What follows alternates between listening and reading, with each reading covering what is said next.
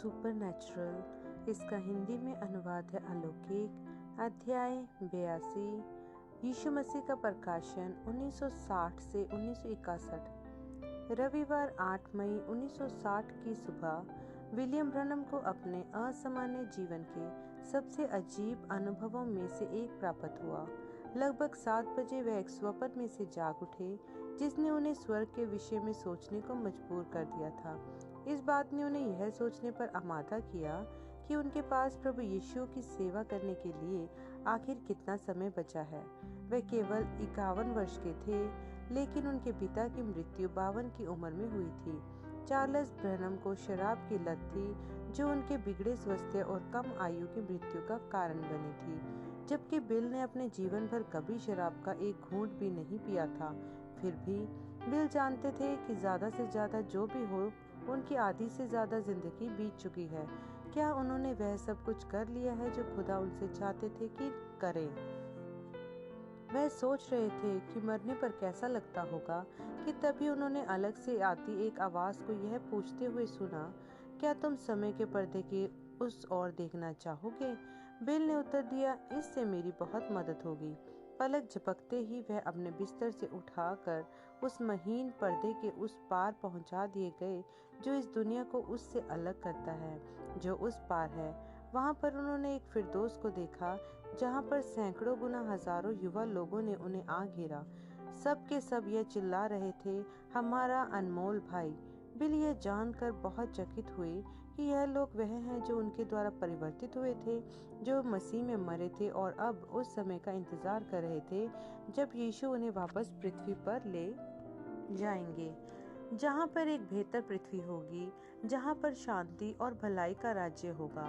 Bill इस फिरदौस से जाना नहीं चाहते थे कि लौटकर वापस अपने पुराने घर में जाएं, लेकिन खुदा के पास उनके लिए अभी भी एक काम था जिसे उनको पृथ्वी पर समाप्त करना था, सो उन्हें वापस जाना ही था। विलियम ब्रनम ने अपने जीवन काल में सैकड़ों गुना हजारों दर्शन देखे थे और उन्होंने कहा कि उनका यह अनुभव पहले देखे किसी भी दर्शन की अपेक्षा बिल्कुल भिन्न था। पढ़े अलौकिक पुस्तक 5 अध्याय 81 इस घटना के और विस्तृत वर्णन हेतु। इस अनुभव के 2 सप्ताह बाद उन्होंने अपनी कलीसिया को इन दो संसारों के बीच कितना अंतर पाया जाता है इसके विषय में बताया। उन्होंने कहा, वह जगह इतनी ज्यादा अच्छी है, ईमानदारी से मैं आंखों देखी गवाही बता रहा हूँ कि जैसे ही ये जिंदगी समाप्त होती है, हम एक देश में प्रवेश कर जाएंगे जो किसी की भी कल्पना तक से बहुत परे है।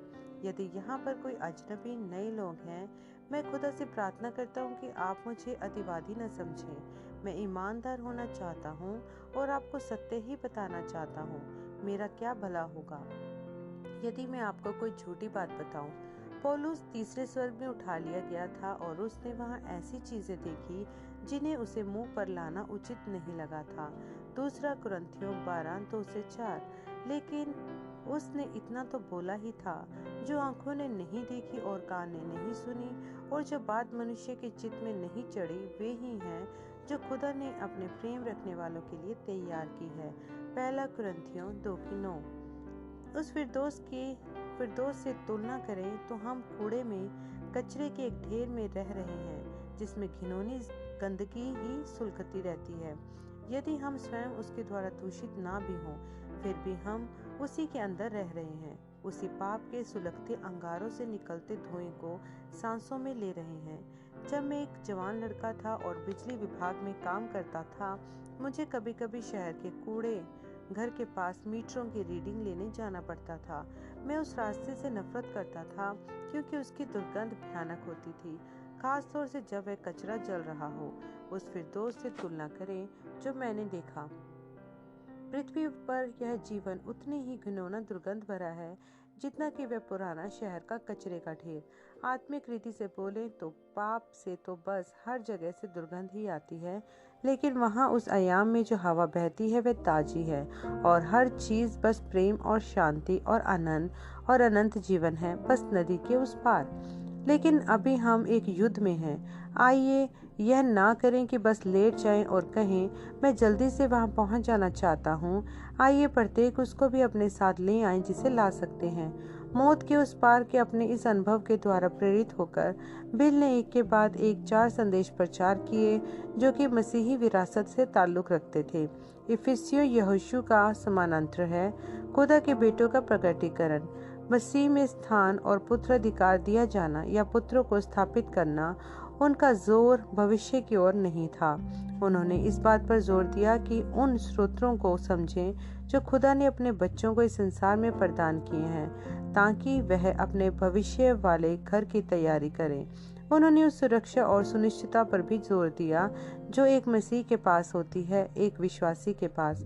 उन्होंने ये चारों संदेश जेफरसनविल के ब्रैनम टैबरनेकल में 1960 के मई में प्रचार किए थे, एकमात्र स्थान जहां पर वह मसीही शिक्षाओं की गहरी बातों को सिखाने की आज़ादी महसूस करते थे। उन्होंने कहा, मैं आप लोगों से जो इन टेपों को सुन रहे हैं चाहता हूं कि यदि याद रखें कि यह बातें मेरी कलीसिया के लिए है। जब मैं हर प्रकार के लोगों के बीच सुसमाचार प्रचार वाला संदेश प्रचार कर रहा हूं, मैं एक विनम्र आदमी ही बने रहना चाहता हूं और मैं उनके साथ उनके पतले दूध जैसी विचारों में होकर बच्चों वाला व्यवहार ही करता हूं। लेकिन जब बात आती है वाकई में सत्य को रखने की, मैं उसे यहाँ रखता हूँ। 1960 की जुलाई में उन्होंने प्रशांत महासागर के किनारे लगने वाले उत्तर पूर्वी इलाकों में विश्वास द्वारा चंगाई वाली एक सभा श्रृंखला शुरू की। उन्होंने 8 रातें क्लाइमेथ फॉल्स, ऑरिगन में प्रचार करते हुए लगाई, 4 रातें लेकपोर्ट, कैलिफोर्निया में।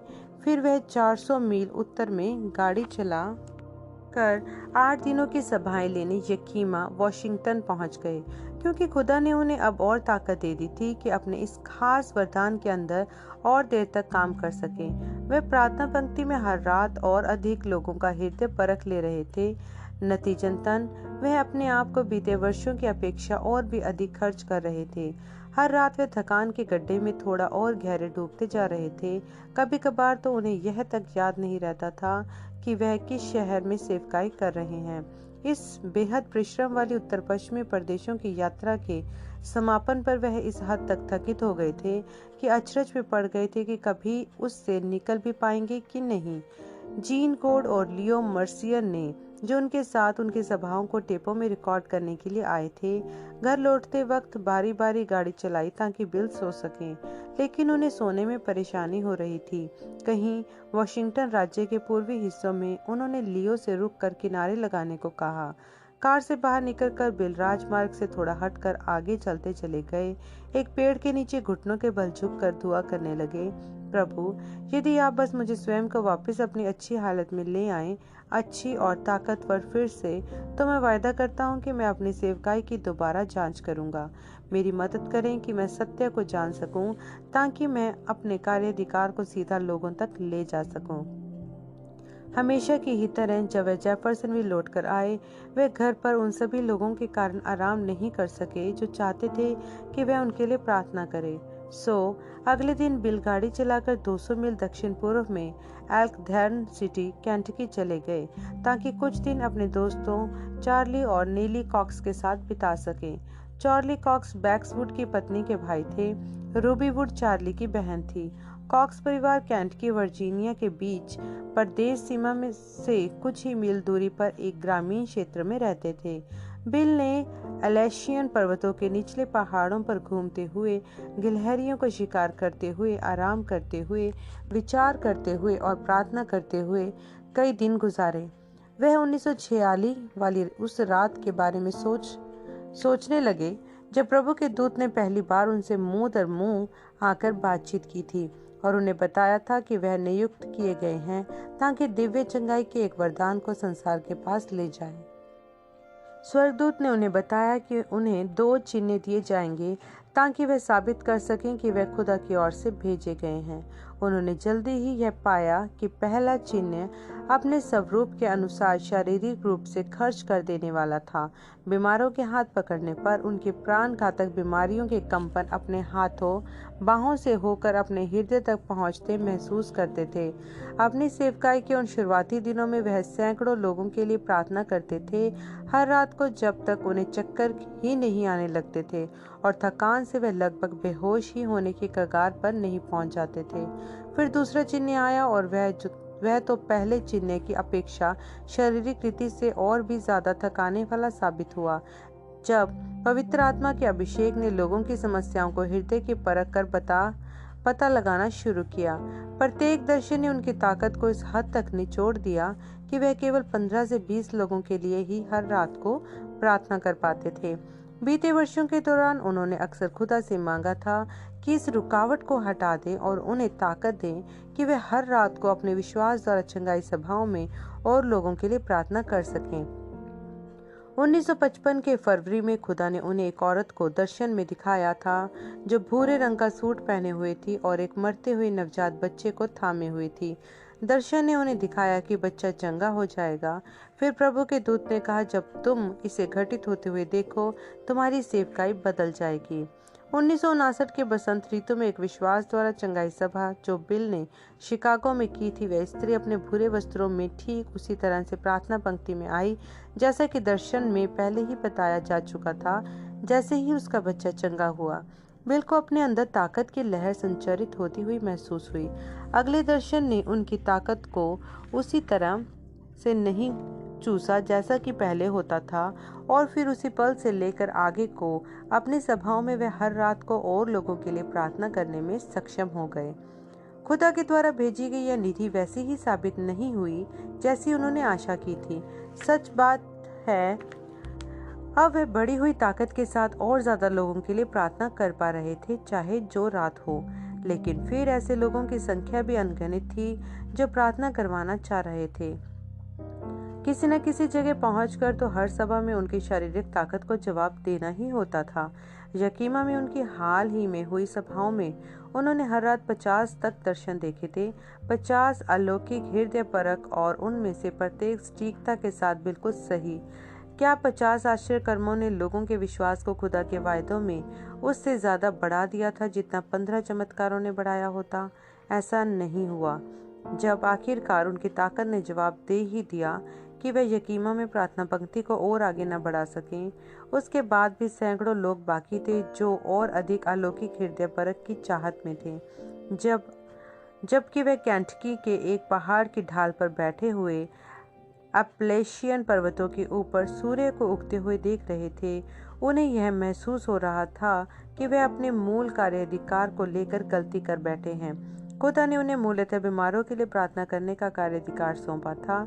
स्वर्गदूत ने कहा था कि यदि वे लोगों से अपने ऊपर विश्वास करा सके तो कोई भी बीमारी उनकी प्रार्थना के आगे टिक नहीं पाएगी।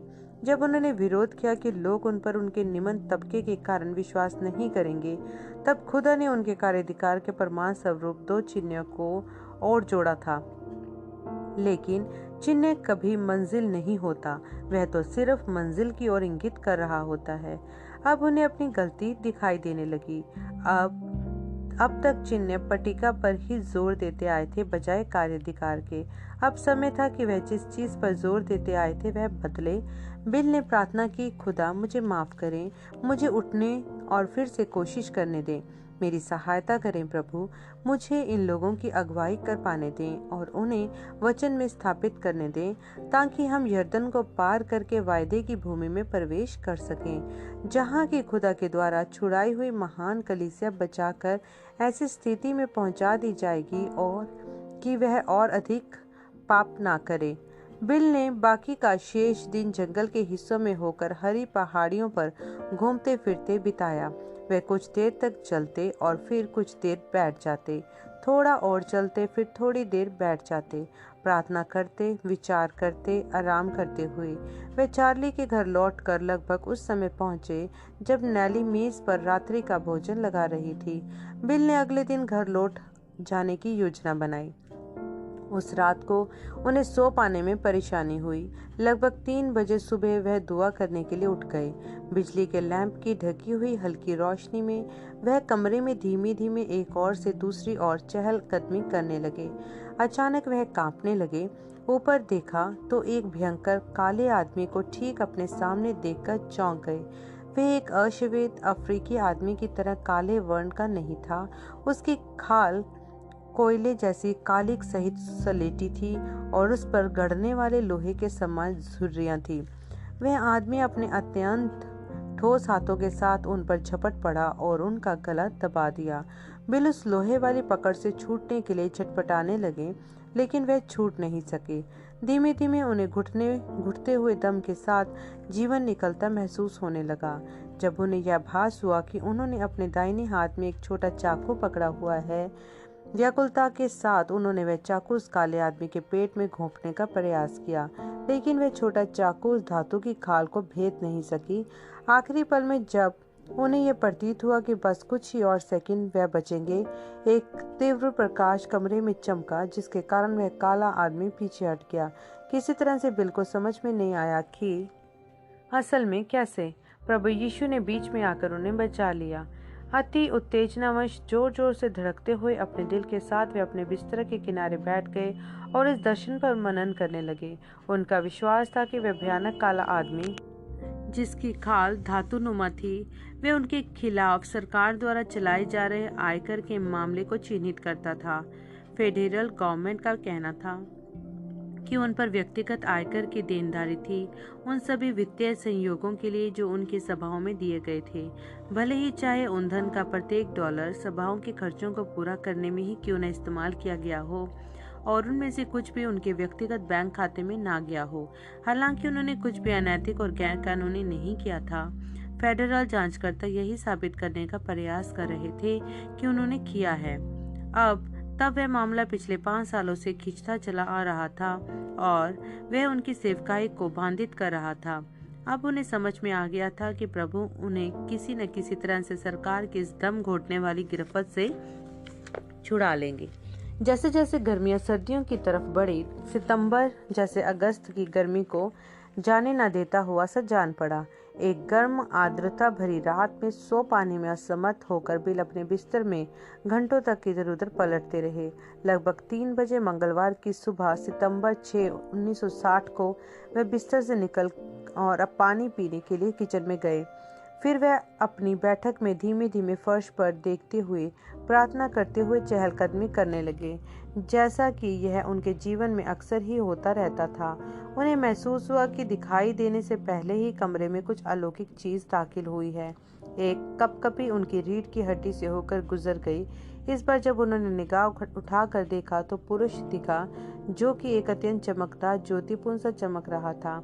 यह प्रभु का वह दूत नहीं था जो अक्सर उनके पास आया करता था जब वह प्रार्थना कर रहे होते थे। बिल नहीं जानते थे कि यह पुरुष कौन है, लेकिन उसकी उपस्थिति ने उन्हें उतना ही डरा दिया था जितना कि 2 हफ्ते पहले उस काले आदमी ने, बस एक फर्क तरीके से। इस पुरुष की उपस्थिति में बिल को जान का खतरा महसूस नहीं हो रहा था। कमरा हिल गया और जैसे ही यह दिव्य जन बोला, बिल इतना स्तंभ अवस्था में पहुंच चुके थे कि वह उसके शब्दों को ठीक तरह से पकड़ तक नहीं पाए थे।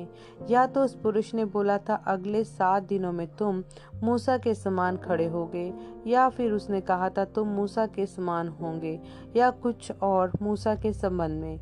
अगले रविवार सितंबर 11, 1960 को बिल ने एक संदेश प्रचारा जिसका शीर्षक उन्होंने दिया, जैसा मैं मूसा के साथ था वैसे ही मैं तेरे साथ भी रहूंगा। वह उस संदेश को 1952 में ही प्रचार करना चाह रहे थे जब उन्होंने 2 अलग हाथों को अपने कमरे में उतरकर आते हुए और उनकी बाइबल को खोलकर सीधे यहोशू अध्याय 1 निकालकर 2 से लेकर 9वीं आयत को उंगली से इंगित करते हुए देखा था। इन वर्षों के दौरान बिल इन आयतों को कई बार पढ़ते आए थे, इस विश्वास के साथ कि इन आयतों का उनकी सेवकाई से कुछ खास मतलब है। लेकिन इस रविवार को पहली बार उन्होंने वचन के इन लेखों का इस्तेमाल एक संदेश के लिए मुख्य लेख, संदर्भ लेख के रूप में किया था। उन्होंने पढ़ा, मेरा दास मूसा मर गया है, इसलिए अब तो उठ, कमर बांध और इस सारी प्रजा समेत यर्दन पार होकर उस देश को जा जिसे मैं उनको अर्थात इजराइलियों को देता हूँ। तेरे जीवन भर कोई तेरे सामने ठहर न सकेगा। जैसा मैं मूसा के संग रहा वैसे ही तेरे संग भी रहूंगा, और ना तो मैं तुझे धोखा दूंगा और ना तुझको छोड़ूंगा। इसलिए हियाव बांध कर दृढ़ हो जा, क्योंकि जिस देश के देने की शपथ मैं इन लोगों के पूर्वजों से खाई थी उसका अधिकारी तू इन्हें करेगा। यहोशू जानता था कि आज्ञा बहुत बड़ी थी, बिल ने कहा, लेकिन इस सुनिश्चितता के साथ वह निडर हो सकता था। जब तक वह सही दिशा में जा रहा होता।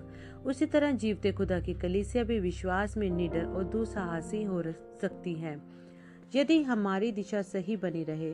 खुदा ने कहा, जैसा मैं मूसा के साथ था वैसे ही मैं तेरे साथ भी रहूंगा, और ना तो मैं तुझे धोखा दूंगा और ना तुझे छोड़ूंगा।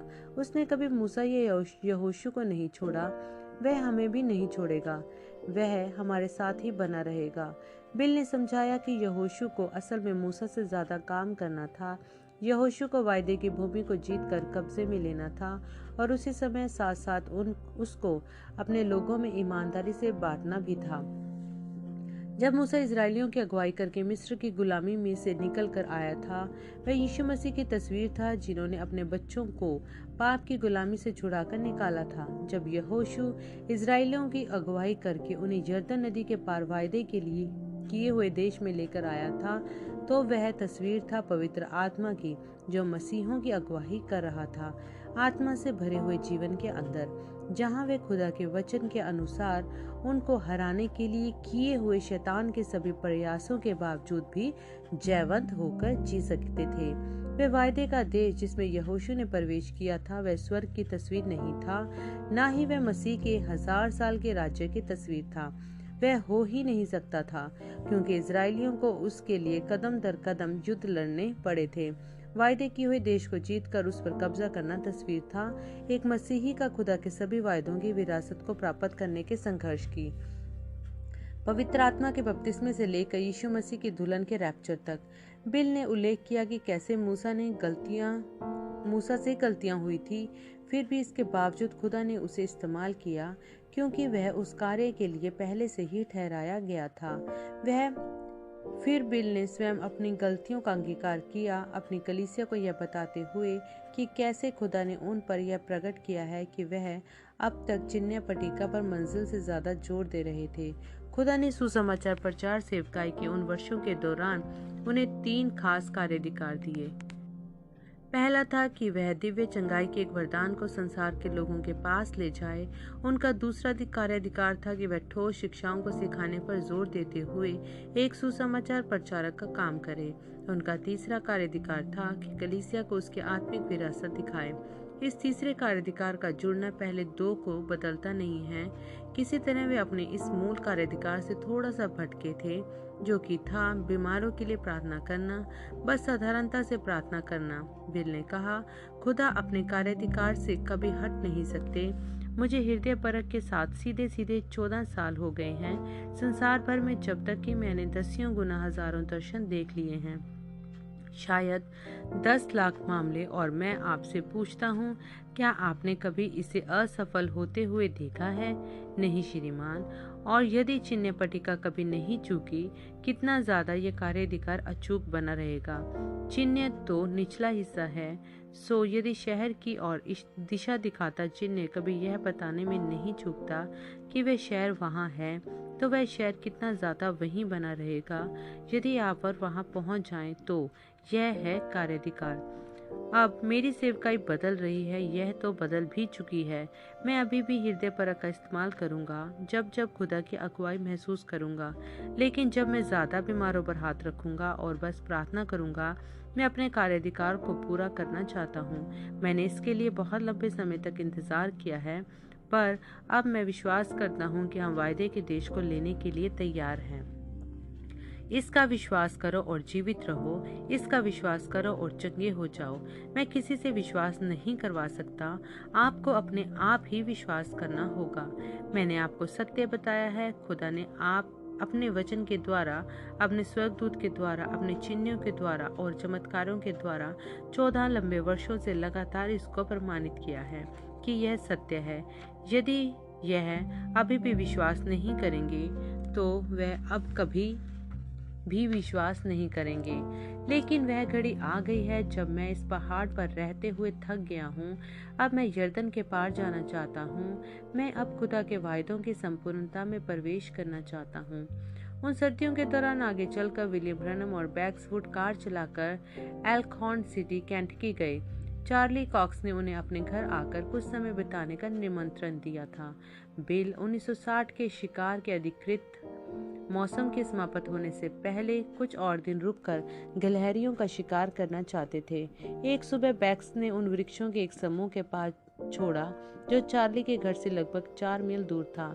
जब बैक्स अपनी कार से दूर चले जा रहे थे, बिल को जंगल के दूसरे किनारे से कुत्ते के भौंकने की आवाज सुनाई दी, जो उनसे और दूर होती जा रही थी। मिनट दर मिनट वह तीखी आवाज हल्की पड़ती जा रही थी। यदि कोई यहाँ पर एक कुत्ते को साथ लेकर गुजरा है, उन्होंने सोचा, तब फिर मुझे यहाँ पर कुछ समय तक शिकार शुरू करने की कोई जरूरत ही नहीं है। गिलहरियां तो सारी की सारी अपने बिलों में ही छिपी बैठी होंगी। मैं तो बस बैठ जाता हूँ और उनके बाहर निकलने का इंतजार करता हूँ। उन्होंने अपने शिकार वाले बैग में से अपनी बाइबल निकाली और पास ही लगी बाड़ के एक खंबे से पीठ टिकाकर सूखी घास पर बैठ गए। इससे पहले कि वह बाइबल खोल पाते, उन्हें एक आवाज सुनाई दी जिसने कहा, उठो और उस जगह पर चले जाओ जिसे तुम स्पोर्ट्समैन हॉलो बुलाते हो। वहां पर मैं तुमसे बात करूंगा। आज्ञाकारिता के साथ वे उठे और स्पोर्ट्समैन होलो की ओर बढ़ चले, जो लगभग 1 मील की दूरी पर था। वह जगह किसी भी नक्शे के अनुसार स्पोर्ट्समैन होलो नहीं कहलाती थी। उन्होंने ही उस जगह का वह नाम रखा था। एक बार जब वे वहां पर शिकार कर रहे थे, तो उन्होंने एक ही पेड़ में 16 गिलहरियों को बैठे देखा था। उन्होंने अपनी वैधानिक सीमानुसार संख्या का ही शिकार किया और बाकी को यूं ही छोड़ दिया था, जो कि करने के लिए एक खिलाड़ी वाली बात थी। इस दिन जब वे स्पोर्ट्समैन होलो पहुंचे, उन्हें एक भी गिलहरी नहीं दिखी। बिल एक बांज वृक्ष के नीचे बैठ गए, इस अपेक्षा में कि प्रभु उनसे उसी समय बात करेंगे। कई मिनट गुजर गए, लेकिन सिवाय नंगी शाखाओं के बीच से गुजरती हवाओं की सीटियों और जमीन पर पड़ी सूखी पत्तियों के सरसराने के उन्हें कोई आवाज सुनाई नहीं दी। उनके कान ठंड से चुभन महसूस करने लगे थे। सूखी पत्तियों के एक ढेर पर वह सशाटांग लेटकर प्रार्थना करने लगे। आधे घंटे के बाद वे उठकर बैठ गए और बांज वृक्ष से पीठ टिका ली। उनके आसपास चारों ओर जंगल कुछ विचित्र रीति से शांत प्रतीत हो रहा था और कुछ रहस्यमय लग रहा था। वह पवित्र आत्मा को एक दूरी पर महसूस कर रहे थे, प्रकृति की धुन के साथ चलते हुए, एक सिद्ध समीकरण स्वरूप तालबत्ता के साथ नाद करते हुए। 2 गुना 2 बराबर 4, पास और पास होता हुआ। 2 गुना 2 बराबर 4, सघन होता हुआ। 2 गुना 2 बराबर 4, 2 गुना 2 बराबर 4। अचानक बिल को वही आवाज फिर सुनाई दी, उतनी ही स्पष्ट रीति से सुनाई दी जैसा कि हवा में पत्तियों के खड़खड़ाने की आवाज सुनाई दी थी। वह एक गहरी आवाज थी जो अपने उतार चढ़ाव और स्वर लहजे में एकदम सिद्ध थी। उसने कहा, मलाकी अध्याय 4 पढ़ो। बिल ने अपनी बाइबल मलाकी के 4थे अध्याय पर खोली, अंगूठे से बाइबल के उस पन्ने को कसकर दबाकर, ताकि ठंडी हवा के चलते निकल ना जाए। वह एक छोटा अध्याय था जिसमें केवल 6 आयतें ही थी। उन्होंने 5वीं और 6ठी आयतों को जोर से पढ़ा।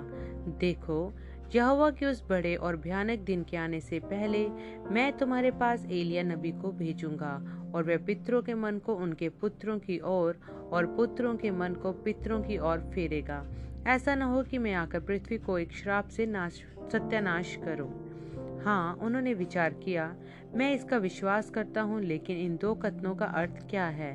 पितरों के मनों को लड़के बालों की ओर फेरेगा और पुत्रों के मनों को पितरों की ओर फेरेगा।